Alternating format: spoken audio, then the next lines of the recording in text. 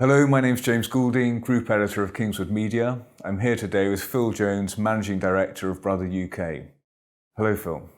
There's been more than a touch of Groundhog Day about 2019. How has it been for the printer MFP industry? A year of progress, business as usual, or backsliding?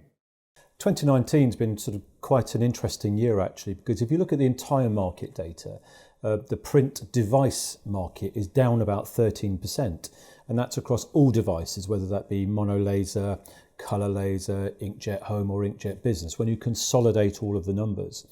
But always within that story there are pockets of success. So some categories have actually grown. So a good example would be colour laser all-in-one devices. That segment has grown, whereas other segments have seen more significant decline. I think it's always good to remember that in the UK, roughly 2.7 million print devices are sold every year. So it's not a small market, and its value is well over £1 billion to the economy. So although it's had a bit of a tough year, and you might ask yourself, well, why has that been? Well, I think lots of things are going on. We've had the Brexit effect, of course, and business confidence has been at quite low levels. We've got a move to digitisation, of course. And so all of these factors influence how a market actually works. But I think generally speaking, the market's good, it's still a good size, and it still has plenty of capacity for growth for Brother. How has Brother performed in this climate? Has it been a good year for you? And if so, in what areas have you performed strongest? It's been an average year for Brother, I think I would describe it as, because of course we as a major vendor in the marketplace follow the market trend. So with an overall unit volume down about 13%, then of course that will have a knock-on impact into our entire unit volumes. However, on the positive side, when I actually look at what's really going on and where we're finding success in the business particularly, our average selling prices are up. So although we might be selling a few units less, the units that we're selling are of a higher value, meaning a lot of the work that we're doing to expand into the mid-market and the enterprise market seems to be landing and doing very, very well indeed. Also, some of our more specialised print applications, and we don't just make printers for offices, we also provide print environments, digital scanning environments and portable printing environments for vertical markets. So if you look, for example, in healthcare, where the trend now is towards workstations on wheels, what they call WOWs, Brother is part of the integrated solution going into the National Health Service that allows doctors and nurses to do far more at the bedside. So if you look at the whole, print devices, we're doing very well, particularly in the mid-market. And our vertical applications, we're also expanding and doing a very good job. So overall, I'm pretty happy. For years, we've been talking about digitisation, servitisation, device as a service. Have these had a big impact on the industry, or are traditional procurement models proving more resilient than you might have expected? Definitely, servicisation is a major theme that all industries should pay special attention to. If you really think about the way that we procure things in our personal lives now, whether it be music, on-demand television, our mobile phones, things that we would describe, I guess, now as sort of utility, then really we're just used to paying for those on subscription nowadays. And it's no different actually in the print industry, that the subscription business model has come right the way down from what used to be the most sophisticated managed print service environment in a large enterprise, right the way down to the fact now that you can buy print on a subscription basis on your home printer. So servicisation has become a really important theme. And something struck me the other day while I was reading the new PricewaterhouseCoopers Global CEO Survey, and they survey 1,500 CEOs across 88 countries. And they ask their opinion on various different things. And one thing that came through strongly was that around about 70% of these global CEOs were looking for greater operational efficiency in their businesses. So how can we as a channel assist those global CEOs in the pursuit of that efficiency? Well, things like managed print services agreements, finding ways to help them to be more efficient in their businesses is ways where we can add value as vendors and as partners. And what also struck me as interesting was somewhere in the region of 65% of them are also looking to launch new products and services into the marketplace. So there was almost a juxtaposition, which I think the industry must pay attention to, is you must be in a position to not only, turn up and provide cost efficiency and savings and better ways of working, but also add extra value as those businesses look to expand. What opportunities excite your resellers the most? And on the other side of the coin, what are the challenges they face? And what's Brother doing to maximise one and minimise the other? So all resellers that I talk to are really excited about, the future for potentially selling service as a service. So what things they currently do where they can begin to monetize the value add that they give to their customers in one way or another. So I think that's very exciting for them, is actually to think, not just transactionally anymore, but to really think about their recurring business model revenues that they can generate for their future, because it makes their business more valuable. And of course, it adds a lot of value to customers. But there's an awful lot of challenges in that journey, and we've got to be honest about those challenges. To become a reseller in that marketplace, then you've got to look at the way that you do your business, and you've actually got to undergo a transformation yourself. And that involves everything from the way that you maybe run your IT systems, being able to run recurring revenue billing models. It might well be that you've got to look at your cash flow, because of course, rather than sending an invoice, getting it paid and banking all the money, that you're now actually only getting paid on a monthly basis. So your money's being trickled to you over a number of years that a contract might be in play. So there's an awful lot kind of going on there.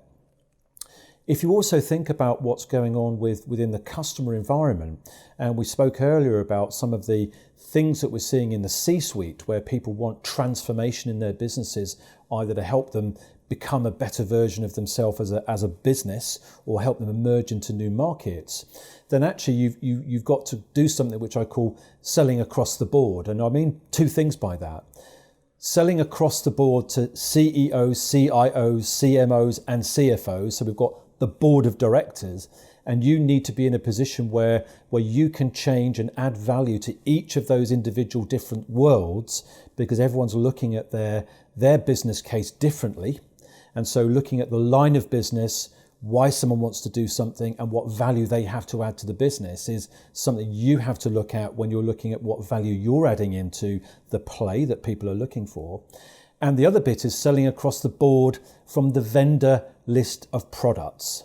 And so I think many resellers often leave money on the table.